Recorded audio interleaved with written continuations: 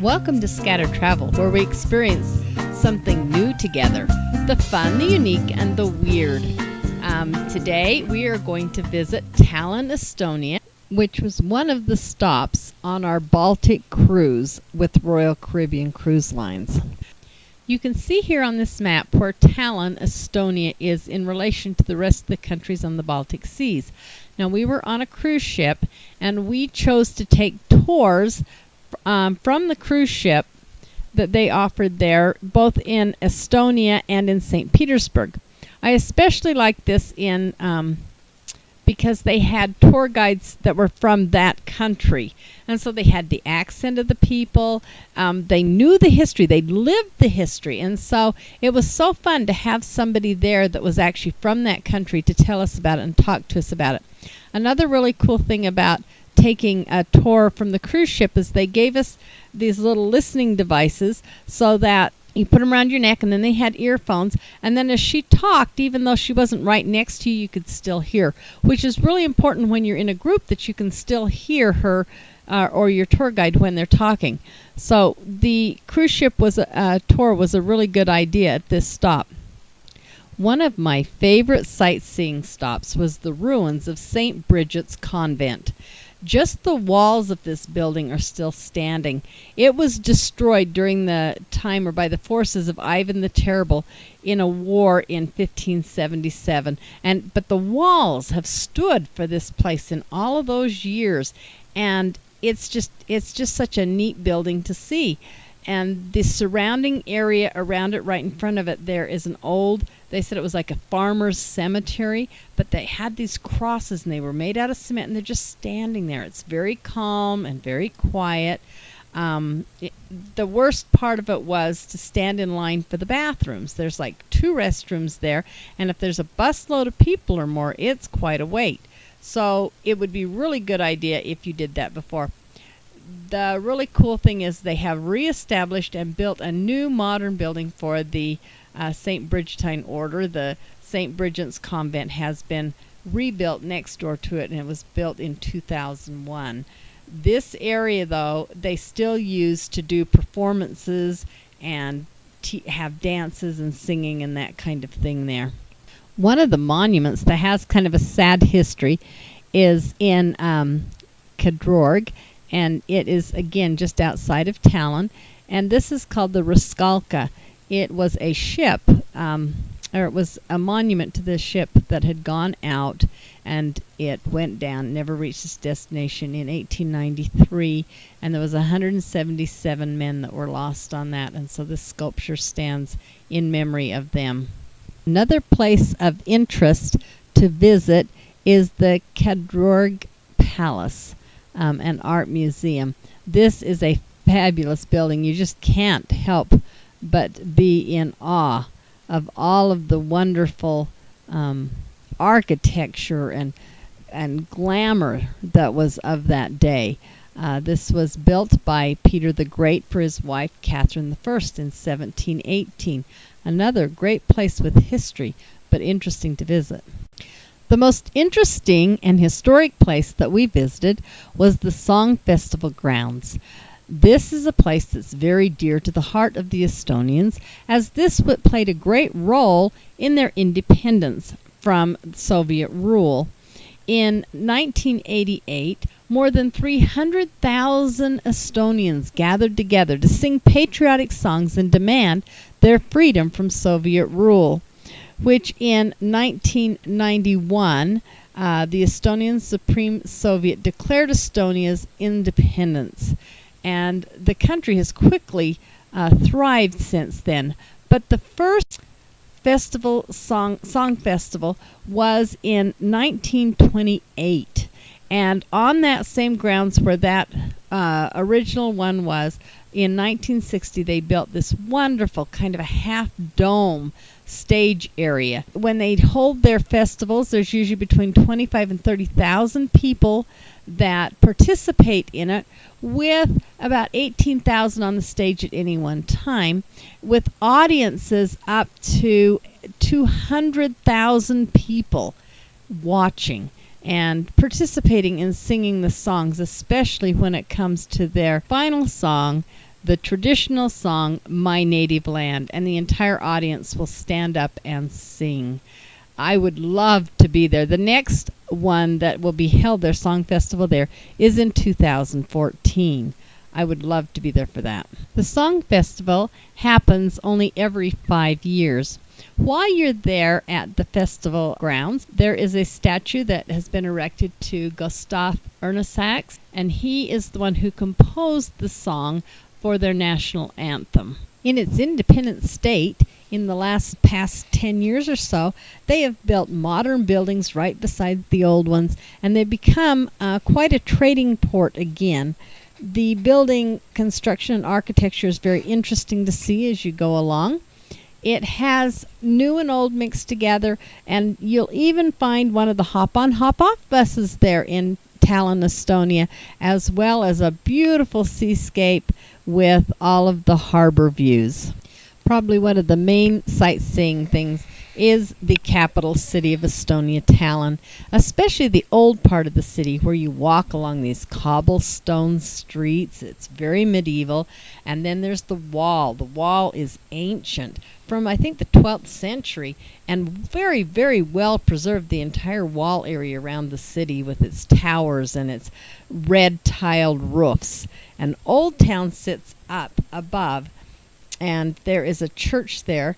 It is the Alexander Nevsky Cathedral Church, Orthodox church, and it has the most beautiful kind of ball spires on it. It's a gorgeous church, and up around that same area is a lookout area where you can look out over the entire city, and you see all of the little towers with the little red tiles on them, and it's very fairy tale-like, very beautiful.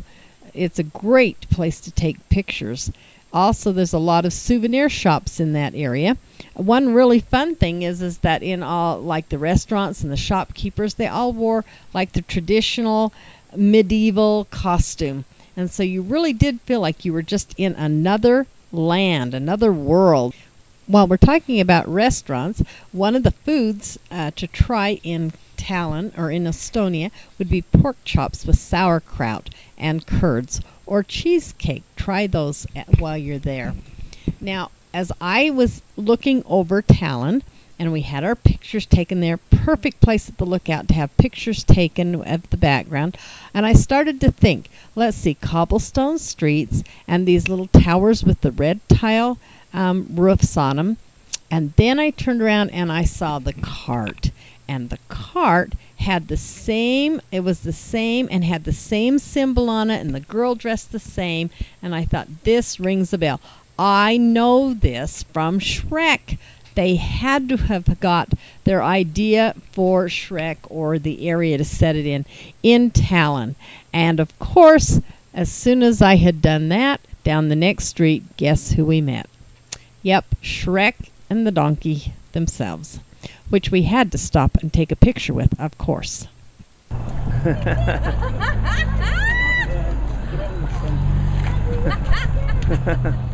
Okay, I'm gonna get it. Let me, how do I get it off? Now back to these carts and the roasted almonds they sell. There you go. Another view of Tallinn, Estonia are the little carts. They remind you of the carts in Shrek. They sell Go stand by almonds. They're dressed in a traditional dress. They give you a taste. They're fabulous. Almonds in Estonia. To round out our sightseeing in Old Town, you have to stop and visit the Cathedral of St. Mary the Virgin. It's called the Dome Church, or Tombkirk by the locals. It's on top of Topia Hill in Old Town. And then, of course, I have to look at the doors wherever I go. I love the carved and the various things that looks of doors and architecture. So I'll share just a few of the doors that impressed me most in Tallinn. And then to round out the video, or this video of Tallinn, this section for Tallinn, I'll end it with a little video here. We're in Tallinn, Estonia.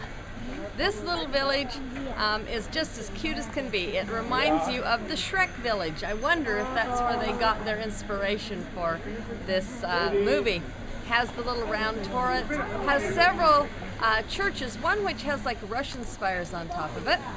There is the old town area, which we are in now, as well as a newer section of town that was built about 10 to 20 years ago with skyscrapers. This country has gone through several occupations over time, and I feel for our little tour guide who tells us that she has been through several of them. They worked for 11 years for their independence. This time they are now an independent country. Yay, Estonia! As we returned to the port where our cruise ship was docked, there was rows and rows of shopping that were lining right in front of where the cruise ships would be. And our group especially shopped for amber there and found that to be a good place to get amber. They shopped for little glass animals, which was kind of a thing that some of us collected. There were furs, types of fur there. There was knitted hats, scarves, and sweaters. There was carved wood items. There were leather items. There was just a ton of different types of souvenirs. A great place to buy souvenirs before you got back on the ship. There was also at this port area, it was really pretty because it had all of these like cement things. There was a lot of them. But it was kind of pretty, and it holds back the ocean and keeps the ocean back. This was also where you would catch the hop-on, hop-off bus if you were not going to take a ship tour. We came to Estonia by cruise ship, but this little town and this area is so interesting. You could spend several days, if not weeks, just enjoying the culture and the area. It's a beautiful place to come. There are several ways to get there. One of them is by ferry. In the port we saw all of these ferries that come from other countries. You can also get here, of course, by air from several different countries direct. You can also get here by a train. You could get here by the bus or driving a car. One thing about driving a car in Estonia that I found really interesting is that you have to have your lights on at all times. You also have to have an international driver's license and insurance. So make sure you have those things and wear your seatbelt. That's another one of the laws.